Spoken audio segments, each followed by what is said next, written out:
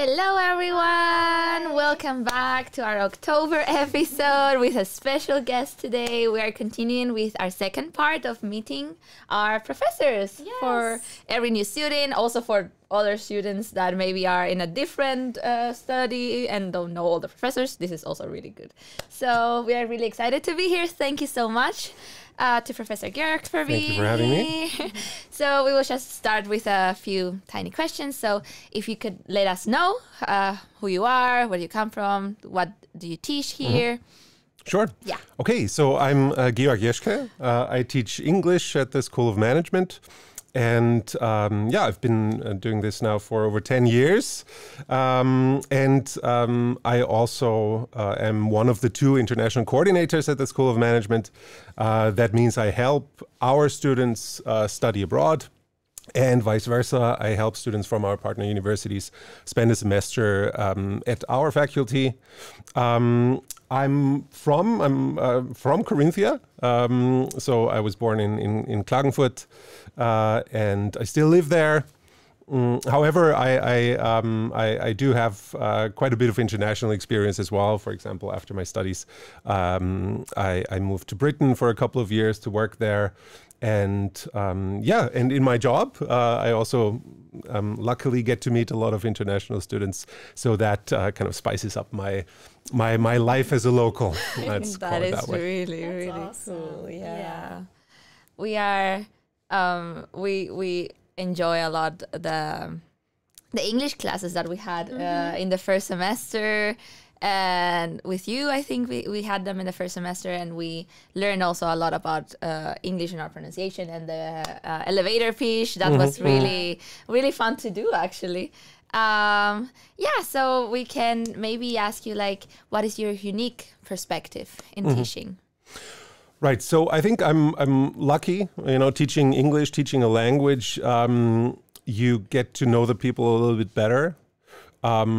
And that's also something I tried to do. Maybe you remember in the first session, you all had to also introduce yourselves, and you had to share a lot about you as a person, what makes you you, and, where are you from and what do you do? Just like actually the questions you ask me now. So I found out all this about you, and I find out about this, every semester from, hundreds of students. So I think what I really like about my job is that I get to know the students as well, right? On a different level. We don't just talk about content. You often communicate as you, right? And not about something abstract, but really about you.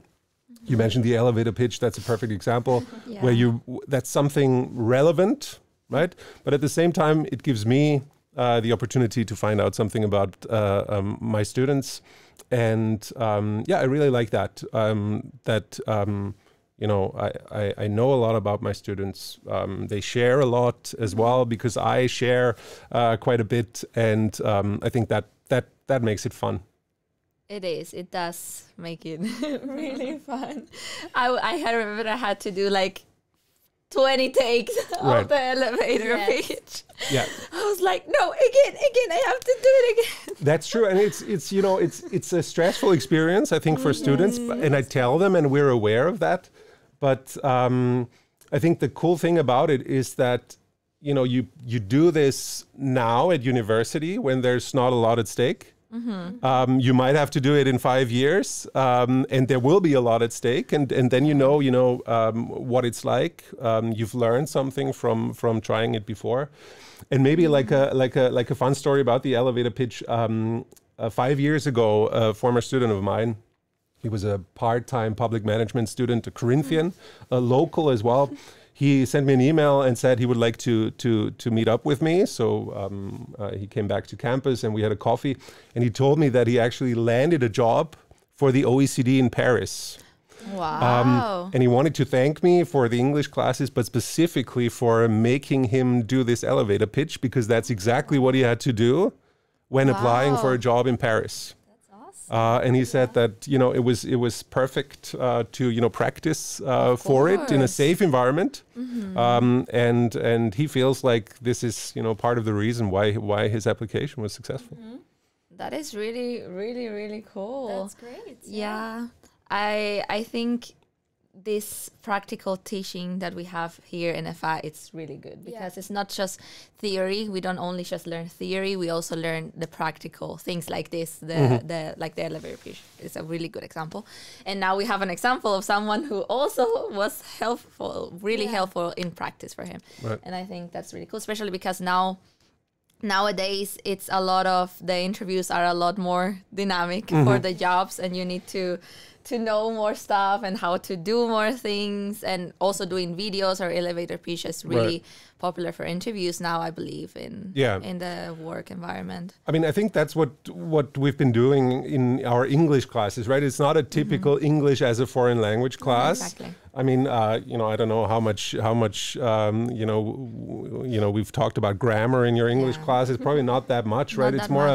It's more a communication class, I would say, right? Yeah. And in the ideal world, it would be helpful for everybody, regardless of your level, right? So we have students, obviously, who are struggling with English. They're probably not, on our English taught programs, and they should, they will probably benefit from our classes the most. But even people, like you with fluent, English. You might already know how to express yourself, but now you know how to structure your argument, right? Exactly. Or you know how to present yourself. So hopefully everybody can, learn something, right? Yeah, of course. Even though it's not necessarily maybe your English competency, but maybe your communication skills. Yeah, exactly. The communication skills, how to present ourselves to maybe more in a more formal environment. Right.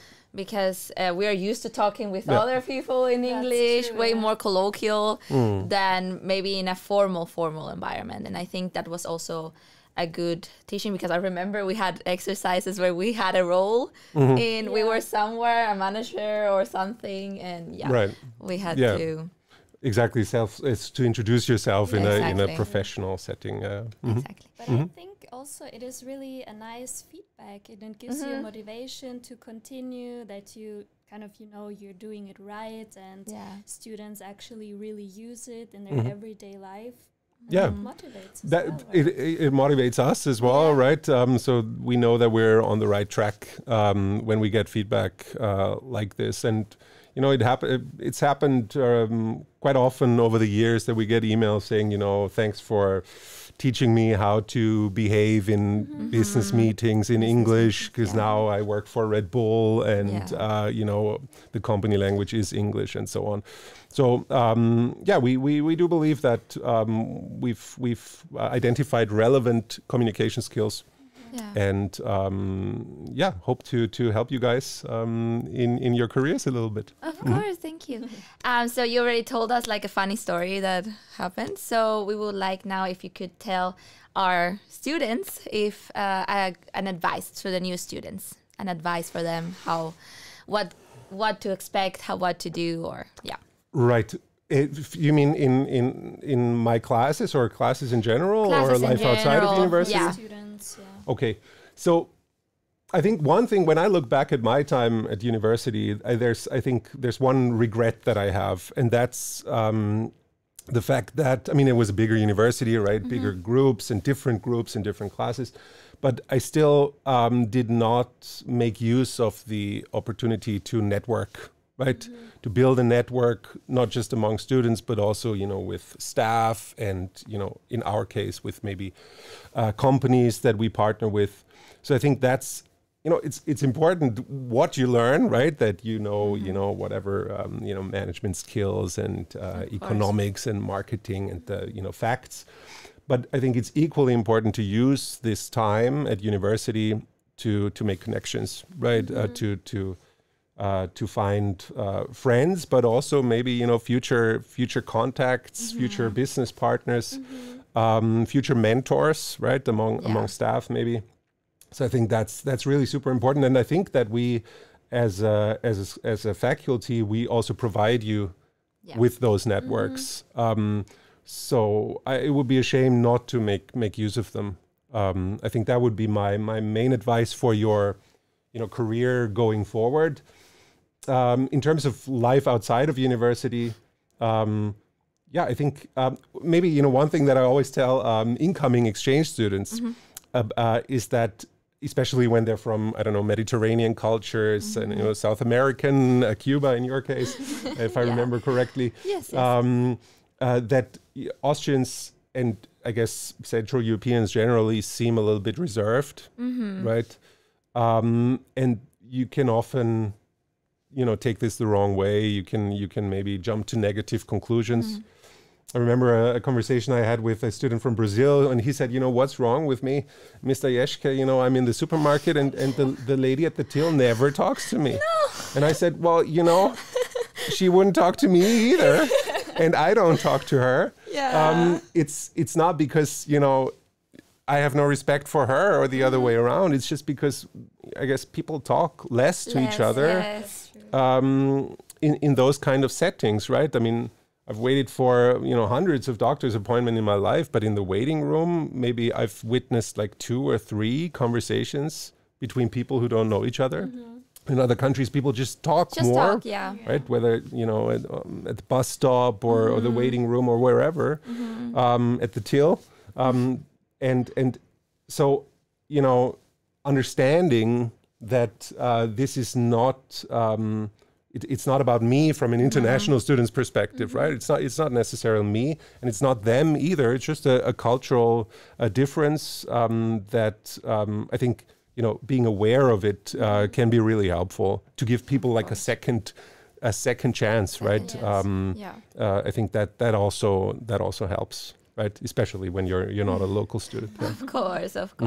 Well, thank you very much. All right, you're welcome. We appreciate a lot that you took the time to come and be here with us. So thank you very much for coming. And thank you. And thank you. Best of luck to the new starters for the next 3 years, and best of luck for you for the next 2. Okay, and now we're here with our next guest, Marvin D. Hoffner, also a professor from our university. So welcome. So if you could present yourself a little bit. Okay, thank you very much. As she said, my name is Marvin David Hoffland. I am from the United States originally. I've been living in Austria since 1994. And I've been working at the Fachhochschule Kärnten, the Corinthian University of Applied Sciences, since 2002. My main job for up until 2013 was teaching. I am still teaching English in the, I think we call them faculties nowadays. They've changed the name of engineering and IT. And I was mainly up until 2019 focused on the medical engineering, medical informatics, English programs there. Starting in 2013, I became the Moodlemeister at the QS, as we often say in English. And along with my colleague, Mario Ver, we started the Moodle program. We've expanded the team in the Didactic Center, the Center for Teaching and E-Learning.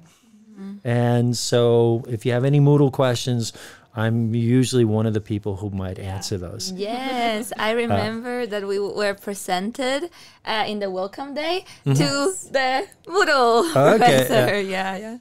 And one of the reasons we like Moodle is because, and I just read a really good article about it, are you stuck, and since you guys are doing digital marketing and things like this, when people buy products, are they chained to those products? In other words, you have a legacy product that you can't get rid of.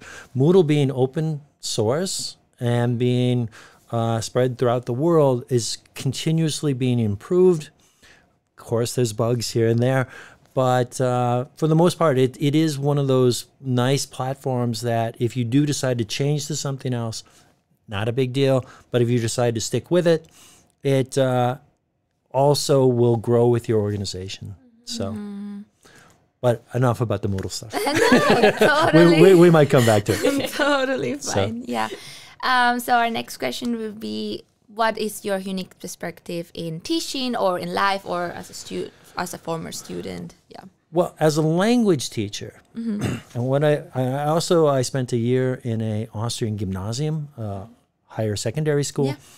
and I was the English teaching assistant to the Austrian professors. And one of the things we had was never correct the Austrian professor. That's a different story.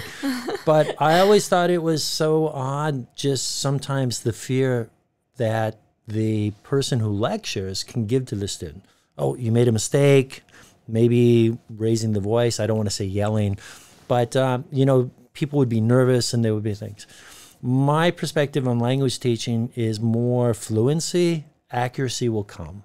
Mm-hmm. And as long as you're speaking and communicating, getting your message across in a second or third language, this is what's important. Mm-hmm. And the more you do this, the better your accuracy, the less mistakes you'll make. If you focus on being perfect every time, you either say nothing or you say much less. And so I always really try to focus on letting the students talk. I think sometimes I fail. I talk too much, but I do try to bring in a lot of more conversation, and so that people feel more comfortable. Mm-hmm. I don't truly like the term safe space, but I do like it. I do like the thing where just speak and we'll go from there. And again, this does not mean we won't correct mistakes. We'll just wait and then bring up those errors later. Of course. I think that is a great way of teaching English, especially because we know that English is, for me at least, it was a little bit easy, but still the talking and the fluency in talking and not thinking, oh, I'm making a mistake when I'm talking. It's really like the most difficult part maybe of the language. Yeah, and that's where I also have the advantage because German is my second language. I think my colleagues will say that I make lots of little mistakes, but I can get my ideas across in meetings. I can bring up points. We can have discussions. And for the most part, I would say on the, I guess I don't want to say professional side, but in the non-teaching things, I almost speak exclusively German.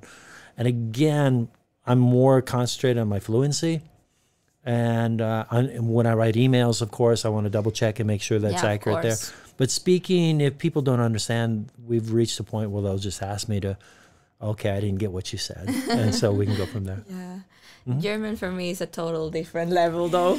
Well, to make one joke, Mark Twain is, though I've read from different sources, maybe he didn't say it, but there's a famous quote, life is too short to learn German.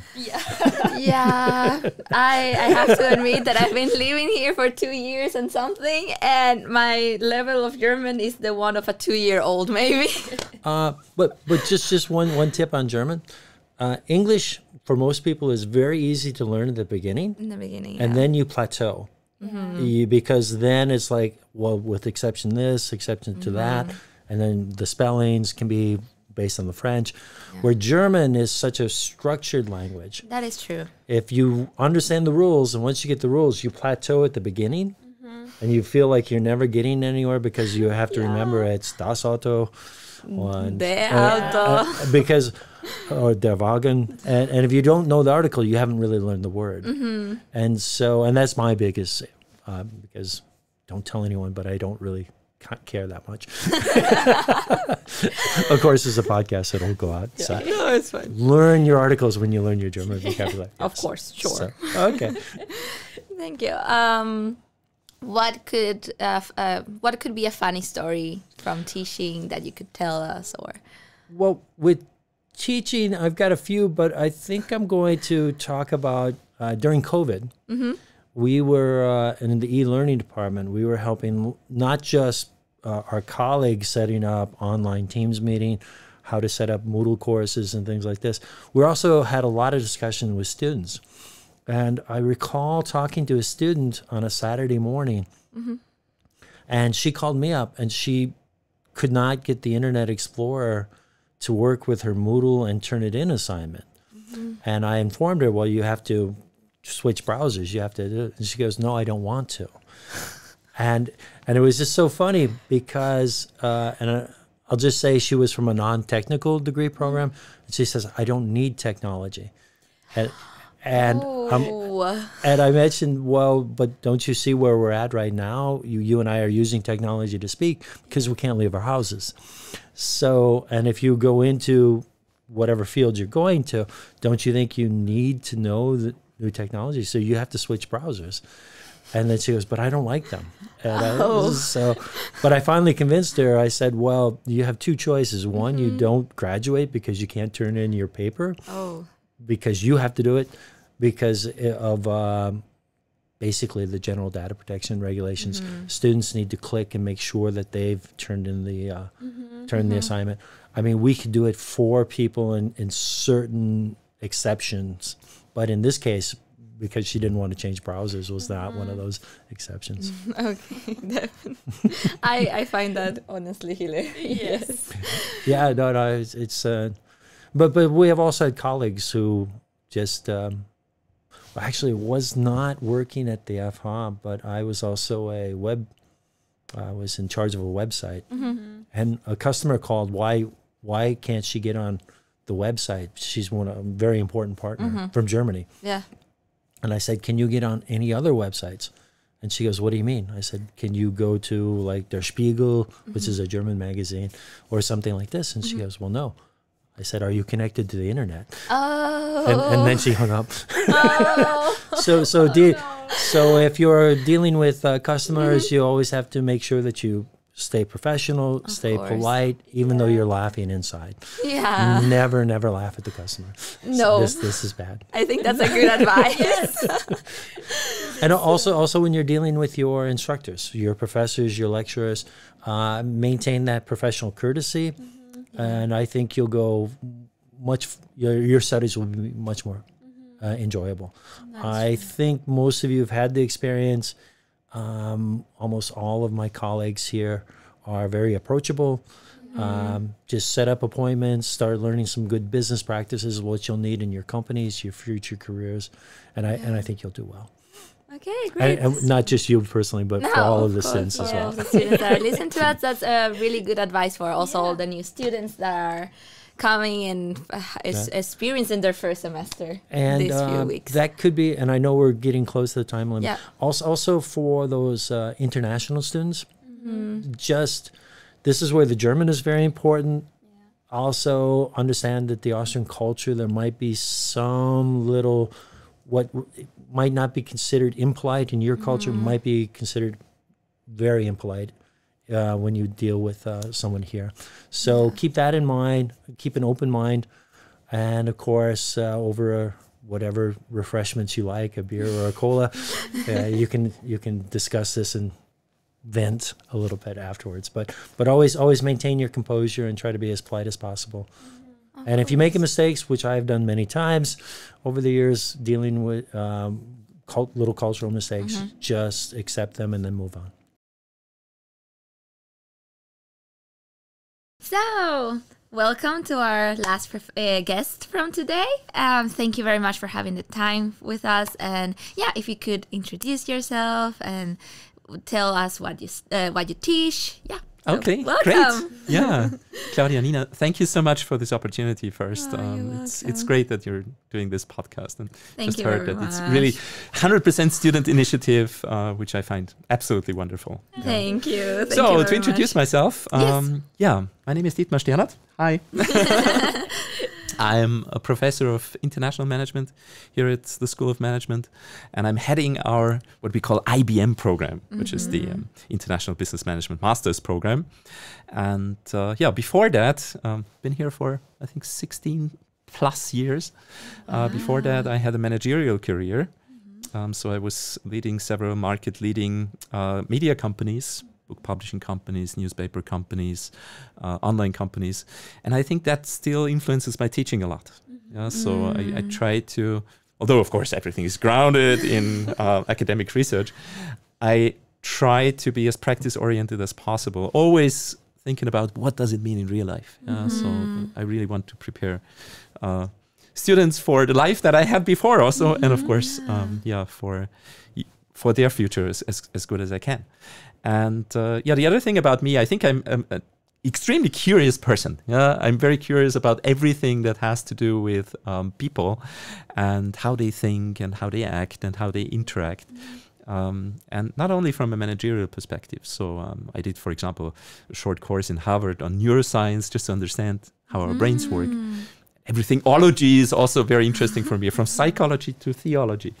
And recently I completed my master's degree in historical studies also at the University of Oxford. Which is, thank you very much. So I know how it's like to be a student also, because I also never tried to stop learning. So the world is not one-dimensional, and I think if you see this, or if you have these different lenses, this different perspective on the world, you have a more holistic understanding also about the managerial job, for example. And that influences my teaching a lot also. Of course. That is really, really nice. Thank you. So that would be like your unique perspective then in teaching, or? Well, unique perspective. I think practice orientation is really important for me. So I'm really trying to get whatever case studies, simulations. We have real life projects then for the students where they help international companies go to new markets. Excursions are something that is very important for us also in the master's program, so that we can meet. I think you also had the 24-hour challenge. Oh yes, right? yeah, we had that. So giving and we will extend that to a 48-hour challenge, just to make it even more difficult. So students staying here overnight, trying to work on a complex managerial problem together, and that's usually a lot of fun also. Yeah, really, I think the other thing that is really important for me in my teaching is I also want to be a role model in my behavior towards other people. And I think I care a lot about my students and their learning. And I hope that, and I think that's also a task of teachers. I hope that this attitude of caring for others will also get across a little bit. And I think that's at least as important as knowledge or skills that we learn. Definitely, yes. I agree. There was a Spanish saying, and I mean in Spanish, not Spanish, but in Spanish, that you teach with the example. A true teacher is the one who teaches with the example. Yes. And I think that's really, really, really great to have as a perspective as a teacher. Yeah, that is really nice. So if you could tell us maybe a funny story about teaching or with students. This is normally the most difficult question, apparently, for I can imagine. Well, not for me, because humor I think is super important. I think it's one of the main ingredients for a good learning environment, because it makes things lighter. It opens people up. It's easier to take things in. One way of contributing to that from my side is that I'm a very clumsy person, meaning that I'm always stumbling over everything that comes my way. So in the classroom, it's usually whatever, charging cables, desk legs, chairs, the bags of the students, whatever comes my way, I'm stumbling over, which is always good for a good laughter, at least for the other people. I had one role model myself, a Spanish teacher actually, a teacher from Spain. And he said, in the end, it was in my MBA, so our managerial education. And the last thing that he told us, he said, as managers, please don't forget to never take yourself too seriously. And this is something that stays with me all my life, not only in my managerial career, but also here as a teacher. I think that we should also always have a bit of lightness and a bit of fun. Very important. Of course. I think that makes the experience of studying way more easy, way more fun to go. Yes, and it should be a human experience, right? Of course. Not too strict. A bit of fun is very important. Of course, I agree. That is really nice. And if you are really kind to tell an advice that you would like to tell to our new students or to just the students in general. Okay. Well, I think two advices. First of all, most importantly, contribute if you're studying. That means you shouldn't be passive consumers, but really asking questions, bringing in your ideas, trying out new things, just as you do with the podcast here. You're trying to contribute to the community here, challenging things, challenging your own thinking, challenging what the teachers are telling you. I think the more you give as a student, the more you get out of it. So that's one thing. A second advice may be to use the time well to form good relationships. It's a wonderful experience here. You have so many people from different different parts of the world. I don't know how many different nations do you have in your class at the moment. You know that? We have so many different countries. We have from Sri Lanka, from Russia, Ukraine, North Macedonia. Right. We have from the United States. We have we have so many. Right, and I also have students from all over the world. I just taught a class in my master's class, 17 different nations in one class. Wow. And you can make friends all over the world. And I think that's true. a unique opportunity for everyone being definitely. here. And of course, getting in touch with the lecturers, with the guest lecturers, with the people where we go on excursion, etc., with the partners in the project. I think this is the network that you form during your studies is also at least as important as what you learn here. Of course. And for me, it's very easy, because my network expands every year. I always have new students. And I loved forming these new connections, especially also with people who are doing podcasts. Thank you. We really appreciate that that you are taking the time to be here with us, because I also always see the Instagram of IBM.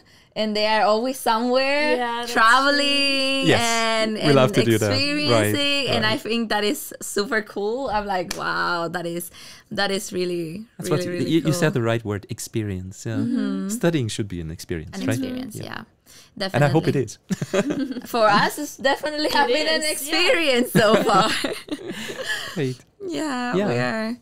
We are really looking forward to what is coming next and to our internship also. Have to do just in front of you. Great. In front of us.